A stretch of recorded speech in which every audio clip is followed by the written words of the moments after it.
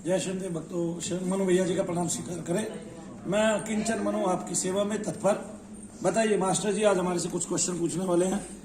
मन्नू भैया के चरणों में कोटि कोटि प्रणाम। और कुछ बातें मैं शेयर करना चाहता हूँ जो मेरी दुविधा रही है हमेशा के लिए। और मैं यहाँ 1 महीने से आ रहा हूँ और मुझे बहुत चीज़ों का निवारण बहुत ही आसान तरीके से मन्नू भैया ने निवारण कर दिया है। कुछ दुविधा है वो मैं पूछना चाहता हूँ मन्नू भैया से। तो सबसे पहली दुविधा तो यही है कि मैं बहुत टाइम से परेशान था पितृदोष को लेके, और मैंने बहुत अच्छे अच्छे पंडितों को भी दिखाया कि ये पितृदोष मेरा कैसे दूर हो सकता है। कोई 50,000 मांगता है, कोई 1 लाख रुपए मांगता है। और मैंने 2 बार बहुत अच्छे अच्छे पंडितों को से भी घर में पूजन भी कराया, लेकिन वो विफल हो गए। मुझे हैरानी की बात ये लगी कि जब वो पूजा कर रहे थे तो उनके सिर दर्द हो गया, चक्कर आ गए वो, और चक्कर आके गिर गए। तो मुझे ये बात समझ में नहीं आई है कि क्या पितृदोष से मैं वंचित रह जाऊंगा?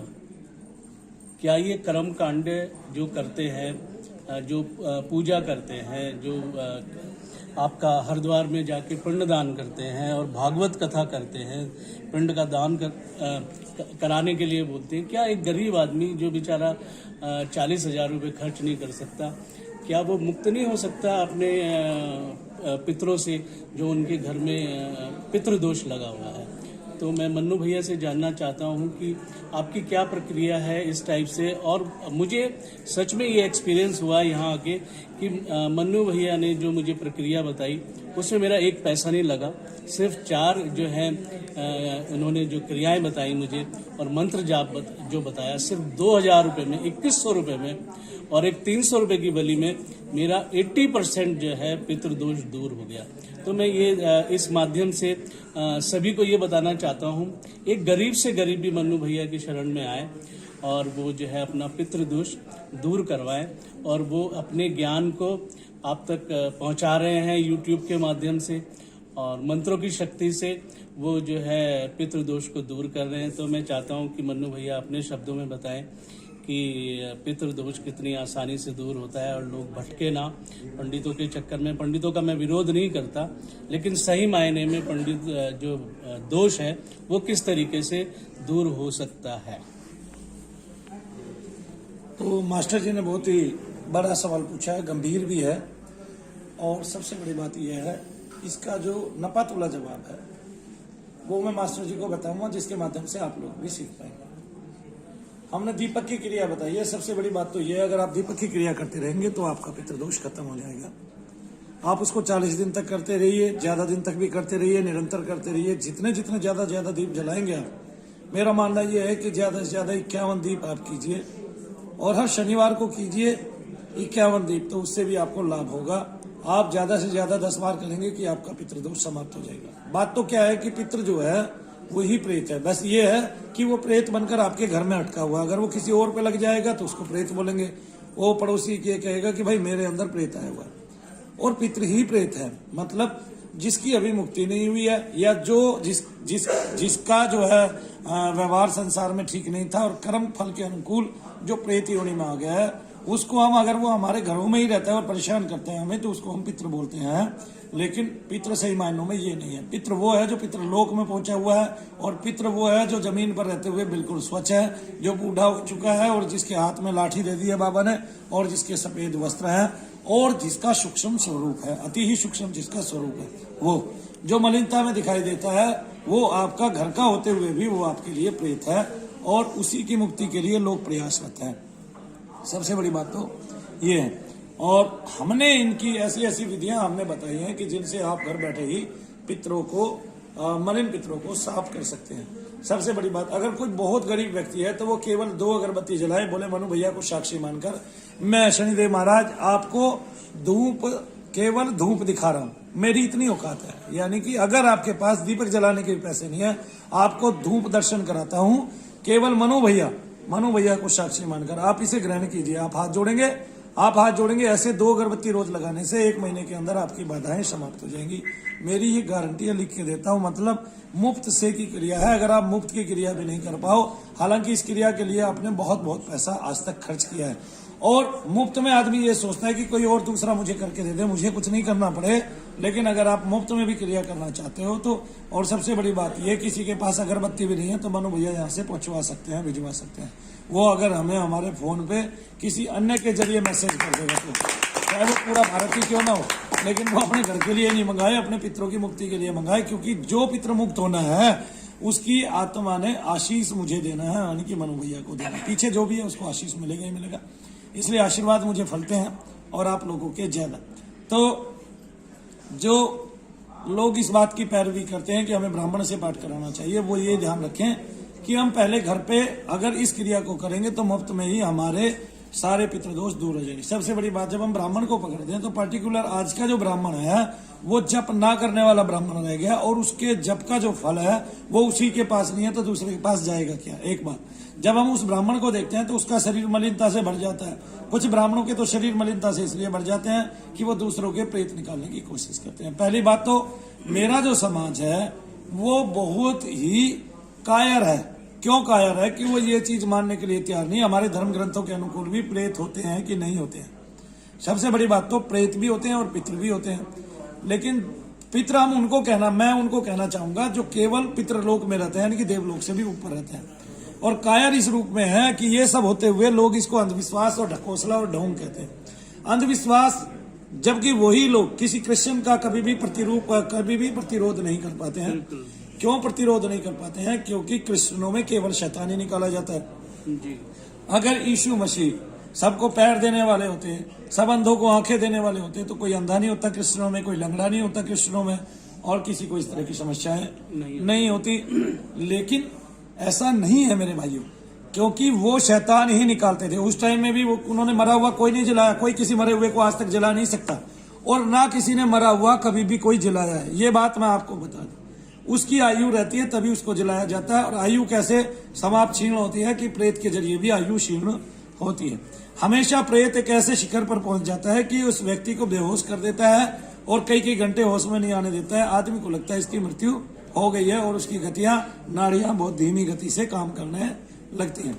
लेकिन जब उस पर किसी एक आशीर्वाद रखा जाए तो वो जी उठता है, ऐसे लगता है कि जैसे वो मरकर जिया है। इसी तरह से लोगों ने आज तक मरे हुए जीते देखे हैं। बिना प्रेत के अगर कोई मर गया है तो उसको जिलाने वाला ईश्वर भी नहीं है। क्यों? क्योंकि उसने जो विधान लिख दिया है उसमें कोई बाधा कर ही नहीं सकता।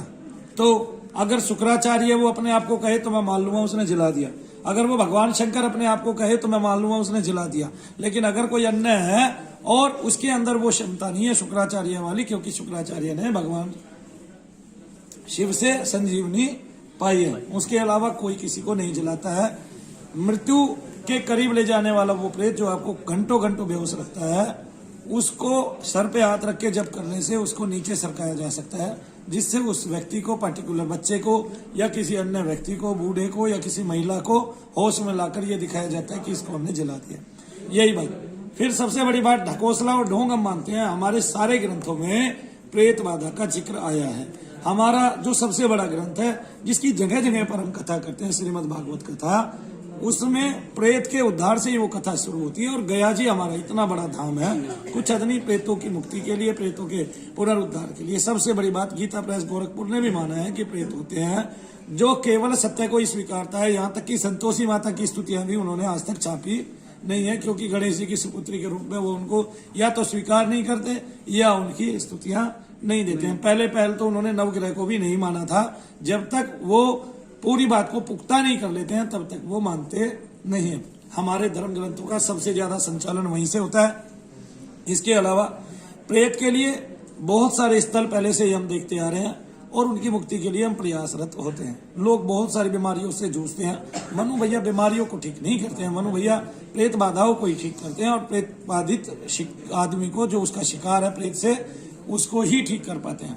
आप घर पे आज के टाइम में दीपक की क्रिया, धूप की क्रिया, अगरबत्ती की क्रिया इतनी ताकतवर है, इतनी सशक्त है कि आप सोच ही नहीं सकते। इसके अलावा बहुत सारी क्रियाएं हमारे पास हैं जो हमारे देवता ने हमें बताई हैं, जो धीरे धीरे हम समय समय पर समाज को बताते रहते हैं और जिनसे लोग अपना उद्धार करते हैं और उनके चमत्कार लोगों में देखने को आते हैं। यहाँ तक कि भगवान हमें लेकर भी लाखों लोगों को स्वप्न दिखा चुके हैं। एक बात, पंडितों ने जो बीज मंत्र जप किए हैं, जो जप किया है, उससे वृक्ष नहीं बना है, फल नहीं बना है, उनका वीर्य वपन नहीं हुआ है और वो वृक्ष बड़े नहीं हुए हैं, वो फलित नहीं हुए हैं बीज। और जब बीज फलित नहीं होगा तो क्या कहते हैं, वो सशक्त कैसे होगा उनका मंत्र। तो मंत्र जाप करने से प्रेत कटता है, ये बात तय है। तो उन आदमियों को, जैसे मैं एक दिन में कई सौ लोगों को, क्या कहते हैं, कई सौ लोगों के लिए जप करता हूँ या 100 लोगों के लिए पर्टिकुलर जप करता हूँ, उन आदमियों से एक का भी जप ठीक से नहीं होता है। जब बहुत सारे पंडित बन जाते हैं तो एक घर की भी बाधा नहीं निकलती है, तो उनसे बहुत सारे घरों की बाधा कैसे निकलेगी। तो सबसे बड़ी बात तो ये है, मैं भी पंडित हूँ। दूसरी बात क्या है कि पंडित का जो पार्टिकुलर ध्यान रहता है वो पहले से ही एक तय राशि पर रहता है कि मैंने इससे कुछ लेना है, और वहां बैठने के बाद भी वो ये खुरापाती से सोचा जाता है कि मैं इससे और कैसे ले सकता हूँ। उसमें कभी कभी भी नहीं आती है। आपने करना भी कुछ नहीं है, आपने सब कुछ घर में ही लगाना है, आपने भगवान का भी कुछ नहीं करना है, आपने लोगों के लिए भी कुछ नहीं करना। अन्यथा कल्याण के लिए जब आप सोच ही नहीं रहे हैं पीछे से कि आपने कल्याण कैसे करना है लोगों का, तो आपकी चीजें फलित कम होती है। आप पहले से भी देखते आ रहे हैं, अनुष्ठान आदि जितने भी कर्म होते हैं ब्राह्मण उनमें नहीं मांगता था, और राजा अपनी मर्जी से अपनी इच्छा से उनको सबको देते थे। ठीक है, मनु भैया के यहाँ कारण क्या है, जो 2000-4000 रुपए की प्रक्रिया होती है, उसके पीछे कारण क्या है कि आपके ऊपर ये ऋण होते हैं, वो ऋण मैं आपके उतारता हूँ उतने पैसे लेकर, और उसके पैसे से भी मैंने मंदिर की जमीन खरीदी है। आप देख रहे हैं जो भी बना हुआ है वो लोगों के लिए बना हुआ है, मेरा घर भी लोगों के लिए बना हुआ है, बाबा का एक और मकान है वो भी लोगों के लिए बना हुआ जा चुकी है, और बाद में उसको बेच दिया जाता है। जैसे हमने कोई एक मकान लिया था वो भी बेच दिया, वो किसी लिए बेच दिया, जब मंदिर की जमीन ली तो पैसे तो कम पड़ेंगे ही पड़ेंगे भाई, और उसको भी बेचना पड़ा। तो आपका पीछे मकसद क्या है, ध्येय क्या है, उसको परमात्मा जानता है, उसको शनिदेव महाराज जानते हैं। आपने निश्चल होकर इस दिशा में काम करना पड़ेगा, तभी आप थोड़ा मार्ग अपने मार्ग में प्रशस्त हो पाएंगे और लोगों का कल्याण कर पाएंगे। एक बात। दूसरा, आपने क्वेश्चन में क्या क्या पूछा था मेरे को बताइए। कि सही प्रक्रिया जो है वो सही नहीं हो पाती, और जिसकी वजह से वो अपने प्रेत से या अपने पितरों से वंचित रह जाते हैं, और उनकी पूजा ढंग से नहीं हो पाती, और लोग इस वजह से मिसगाइड हो रहे हैं। जी, लोगों में मास्टर जी एक तत्व रहता है, वो आपको तेजी सिखाता है। आप सब कार्य ये सोचते हैं कि मेरी मर्जी से हो, मेरे समय पे हो, ऐसा नहीं होता। हाँ, लोगों को धैर्य धारण करना होता है। बहन जी को आज भी मैंने समझाया, पीछे हमारे पास बहुत सारे केस थे, उनमें से बहुत सारे केस धीरे धीरे धीमी गति से ठीक होते चले गए, और आज वे बहुत सारे लोग मेरे प्रिय हैं जो मेरे पास टिके रहे, और उनमें से 99% लोग ठीक हो गए, एक दो को छोड़ के। तो वो भी एक दो भी ठीक होने की प्रोसेस में है, यानी कि उनको भी 90% 80% लाभ हो गए। हम ये नहीं सोचते हैं कि हमें जो बाधा है वो इतने रूप से भरी हुई है, इतने सशक्त रूप से अंदर तक भरी हुई है, अपने अपने अंतरतम को भी प्रेत को सौंप दिया है। अब हमने उसका पीछा छुड़ाना है। उसने हमारे शरीर में घर कर लिया, हमारे रोम रोम में वो बस गया है, ठीक है, हमने उससे पीछा छुड़ाना है। और हम ये सोचते हैं कि वो हमारी मर्जी से एक दिन में हो जाए, कोई आदमी भले ही लाख रुपए ले ले। तो इसी तरह से जो करौली धाम पनपा है वो इसलिए पनपा कि उन्होंने लोगों को मिलकर ये बताया कि यहाँ तो बाबा आते ही जो है ना काम कर देते हैं, यहाँ तो ये हो जाता है, वो हो जाता है, ऐसे हो जाता है, वैसे हो जाता है। तो जब हम ऐसे धामों को पनपा देते हैं जो लाखों लाखों रुपए लेता है, और लोगों की किसी भी रूप में मदद नहीं हो पाती और काम नहीं हो पाता, हमने मुफ्त की क्रियाएं बता दी है। मुफ्त की क्रिया आज भी बहुत सारे लोग 3 रुपए की बड़ी देके ठीक हो रहे हैं, ऑनलाइन भी ठीक हो रहे हैं, और मुफ्त की क्रिया भी हमने जो बताई है। दीपक की क्रिया को दुनिया कर रही है आज, और दुनिया दीपक की क्रिया को किस रूप में कर रही है ये भी बताता हूं। अगर कोई आदमी जप नहीं कर सकता, किसी को भगवान प्रिय नहीं लगते हैं, आप आगे ना, अगर किसी को भगवान प्रिय नहीं लगते तो मैं आज एक सशक्त विचार मैं उनको देता हूं कि वो दीप जलाएं और बोले, शनिदेव महाराज मनु भैया को साक्षी मानकर मैं आपको दीप दान करता हूं, मेरा दीप दान ग्रहण कीजिए। मनु भैया को इस टाइम बहुत सारी वेव्स, बहुत सारी तरंगे और बहुत सारी सूक्ष्म गति से जो तरंगे हैं वो शरीर में प्रविष्ट हो चुकी हैं, और मनु भैया बता रहे हैं आपको कि मैं आपको दीप दान करता हूं शनिदेव महाराज, बस मेरी भक्ति का मुझे दान दीजिए, मेरी भक्ति बढ़ा दीजिए, मेरे सारे मैल दूर कर दीजिए, और मुझे अपनी शरण में ले लीजिए, यानी कि मुझे अपनी शरण दे दीजिए। हम भगवान से उसकी शरण भी मांग सकते हैं, मैं आपको भूलूं नहीं, बस ऐसा जो है स्मरण मुझे रहे, और हमेशा आपका ही स्मरण मुझे रहे, ये भी आप बोल सकते हैं दीप जलाकर। तो आप दीप जलाकर कुछ भी मांग सकते हैं, व्यापार वृद्धि भी मांग सकते हैं, मांगे अच्छी चीज। मानो भैया बुरी चीज के लिए कभी भी प्रश्रय नहीं देते। मैंने कभी भी किसी को बुरी चीजों के लिए आह्वान नहीं किया है, ना किसी के ऐसे कार्य को कि मुझे मेरी पत्नी मारनी है, ये करना है, वो करना है, गलत तरह के कार्य को मैं प्रश्रय नहीं देता हूं कभी भी। मेरा काम समाज में उत्थान करने का है और मैं उत्थान ही करूंगा। दूसरा, हिंदू धर्म को नीचे गिराने के लिए दुनिया भर के हमारे ही जातिगत लोग हैं जो ये कहते हैं प्रेत नहीं होते। मेरा कहना उनसे ये है कि किसी भी क्रिश्चियन के उसमें जाकर वो ये कहिए कि शैतान नहीं होते, क्योंकि वो जिसको भगवान मानते हैं वो केवल शैतानों के लिए ही उसको भगवान माना जाता है। यानी कि यीशु मसीह को हमारे धर्मगुरु भी यही बोलते हैं। हाँ। मुझे बड़ी हैरानी होती है इस बात के लिए कि हमारे धर्मगुरु जो है ना, जो बहुत बड़ी बड़ी गद्दियों पे बैठे हैं, वो भी हमारे हिंदुओं को, हमारे परिवार को गुमराह कर रहे हैं और यहाँ तक बोलते हैं कि सिर्फ आप मेरी पूजा करो, कर्म कांडे में कुछ भी नहीं रखा। और सही मायने में मैं 30 साल भटकता रहा इस बात को लेके। मैंने कभी क्या कहते हैं किसी भी देवी देवता की पूजा नहीं की और मैं भटकता रहा सिर्फ मेडिटेशन को लेके। और मैं कहीं जहां पर खड़ा था वहीं पे खड़ा हूं, सिर्फ मन्नू भैया की शरण में आके मात्र 30 दिन में मेरा, मैं ये नहीं कह सकता कि मेरा कितना एक्टिवेट हुआ है थर्ड आई, लेकिन एक्टिवेट हुआ है। और पितृदोष भी 80% ठीक हुआ है। ये हर्ष भैया का क्या कहते हैं स्टेटमेंट है। मुझे बड़ी हैरानी और क्या कहते हैं अद्भुत लगता है यहाँ आके कि ये चमत्कार मन्नू भैया के द्वारा जो हुआ है अद्भुत है। लोग आपस में, हिंदू भाइयों से ये हाथ जोड़ के मैं ये कहना चाहता हूं कि वो भटके ना। गुरुओं की बातें, मैं उनका कोई विरोध नहीं कर रहा हूं, लेकिन वो देवी देवताओं की पूजा के लिए मना करते हैं। लेकिन सही मायने में मैंने 30 साल मेडिटेशन करके जू का तू जहां से शुरू हुआ था वहीं पे खड़ा हूं। और आज मैं देवी देवताओं की पूजा करके मन्नू भैया की शरण में आके आज 30 दिन में जो मुझे अनुभव हुआ है वो अद्वितीय है। मैं उनका बयान नहीं कर सकता और मैं मन्नू भैया का आभारी हूं। और जो आज मेरा दूसरा सवाल है, इसको कट एक सेकंड गया नहीं, सॉरी, अभी आप मेरी तरफ को। तो मास्टर जी ने कहा कि बड़े बड़े महंत संत भी जो है ना इस तरह से बातें करते हैं, वो बताते नहीं और भटकाते हैं लोगों को। सबसे बड़ी बात, वो राह तो बहुत बड़ी बताते हैं, ब्रह्म की राह बताते हैं और वो कहीं माध्यम तक ठीक भी है और अपने विचार पर वो सशक्त भी है, लेकिन उस ब्रह्म की राह तक पहुंचने का जो मार्ग है उनका वो सरल नहीं है।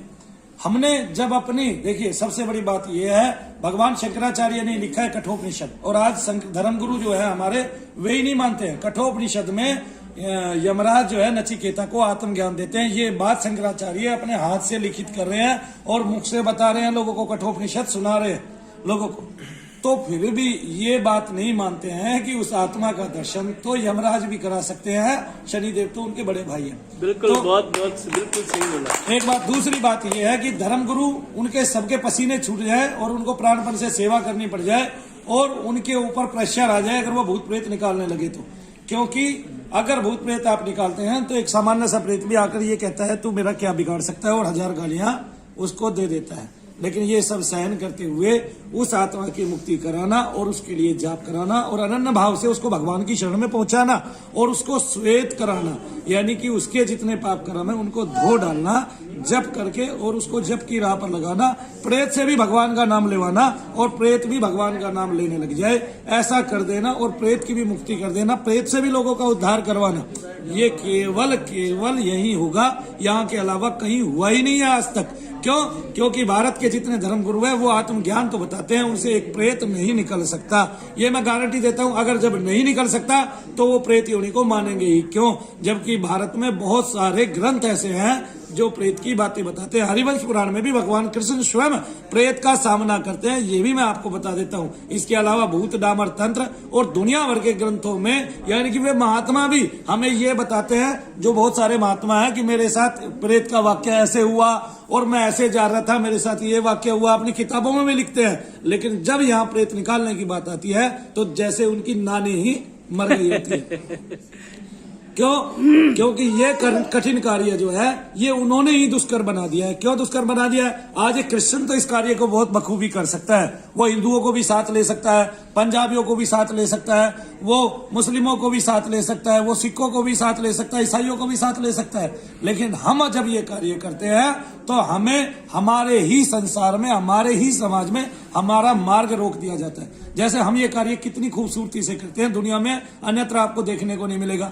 आदमी आता है, वो चुपचाप बैठा है, कोई शोर नहीं है भाई, और कोई एक आध शोर करता है, उसको थोड़ा बहुत दबा दिया जाता है, उसी से उसका शोर बंद हो जाता है। फिर इतने बखूबी इस लेवल पे ये कार्य करना और उस प्रेत को धीरे धीरे काट के फटकरना, तकरीबन प्रेत 2-4 बार में कट जाता है, उसका असर रहता है। उसका असर कुछ लंबे समय तक भी रह सकता है, बहुत सारों पे तो बहुत ही कम समय तक रहता है। पहली बार में 4 बार में ही 85% लोग ठीक हो जाया करते हैं। उसके बाद अगले जो 10% लोग हैं वो 6, 8, 10, 15 बार में ठीक होते हैं। इसके अलावा जो कुछ एक्सेप्शनल केस होते हैं, क्योंकि बिना छेड़े तो पता नहीं चलता है इन केसों में कि हमने किसको छेड़ा है, अंदर वो कितना रमा हुआ है, उसकी क्या ताकत है, वो कितनी शक्ति उसने बटोरी हुई है, क्या वो इसी व्यक्ति पे आया है या इससे पहले भी बहुत सारे व्यक्तियों पे आया। सबसे बड़ी बात भाइयों मैं आज आपको बता देता हूं, राम सुखदास जी महाराज कल्याण के एक विशेष अंक में पीछे बैक पृष्ठ पर एक महात्मा के लिए, अपने एक पंडित के लिए प्रार्थना करते हैं कि हमारे पंडित उनके गया जी में गए थे, वो बहुत ही सुंदर सुंदर रचनाएं करते थे, उनको प्रेत मारा लग गई कि हमारे पंडित जी को कोई प्रेत लग गया है और वो कोई विदेशी प्रेत है, उसको कोई निकाल नहीं पा रहा है, उसके शरीर में वो फंस गया है, निकालने वाले को उचित इनाम दिया जाएगा और हमारी कोई इसमें मदद करे, क्योंकि एक व्यक्ति की जान और माल का सवाल है। हालांकि वो पंडित मर गए, उनको कोई भी निकालने वाला नहीं मिला। बाद में पता चला कि वो एक फ्रांसीसी था। जब उसकी आवाज पहचानी गई और वो फ्रांसीसी प्रेत जो है उसके शरीर के अंदर, वो पंडित जी के अंदर इसलिए आया क्योंकि वो बहुत मीठा गा रहे थे गया जी के घाट पे बैठ के, ठीक है, वालों को की जो है वो करने के लिए। और फ्रांसीसी को शुरू से ही भारत के अध्यात्म में जो है ना रुचि थी, उसको ये था कि मैं अपना उद्धार गया जी जाके कराऊंगा। और उन्होंने जो है ना, उस फ्रांसीसी आत्मा ने किसको पकड़ लिया? पंडित जी को पकड़ लिया। अब कल्याण जो है वो कभी भी गलत नहीं लिखता है, व्यर्थ की बकवास नहीं लिखता है, और उसमें ये खबर छपी और महात्माओं ने हाथ जोड़ के प्रार्थना की कि हमारे पंडित जी को कोई ठीक कर दे। ये पेज है आज भी मेरे ऊपर, मेरे पास, मैंने ऐसी ऐसी चीजें संभाल के संजो के रखी हुई हैं। तब भी उसको कोई ठीक नहीं करा पाया और वो मर गया, ठीक है ना। हालांकि मैं नहीं था उस टाइम में, होता तो कुछ जान लड़ाता, क्या पता बची जाते। क्यों मास्टर जी? क्योंकि शायद मैं बच्चा भी ना रहूंगा, 78 से पहली बात हो सकती है, लेकिन ये नहीं पता थी कल्याण की पत्रिका और पीछे की सन मुझे पता नहीं है उसका। और मैंने भी बहुत बाद में ही काम किया है, और मैं भी कोई ये नहीं है कि भाई तुर्रम खाऊं कि सारे प्रेतों को एक साथ निपटा दूंगा, ऐसा भी नहीं है, क्योंकि सबकी अपनी विशिष्टता है। भगवान ने किसको क्या कला दे दिया है, लेकिन मैं ये खूबसूरती के साथ कह सकता हूं कि भगवान ने इतना मुझे जरूर बख्शा है कि उतना बख्शा हुआ देखने में नहीं आता है धीरे से। जय शनिदेव भक्तों। मास्टर जी लेकिन अभी कुछ क्वेश्चन पूछना चाहते हैं, उनके और क्वेश्चनों का भी मैं जवाब देता हूँ साथ साथ। मैं मन्नू भैया से, हाँ, मैं मन्नू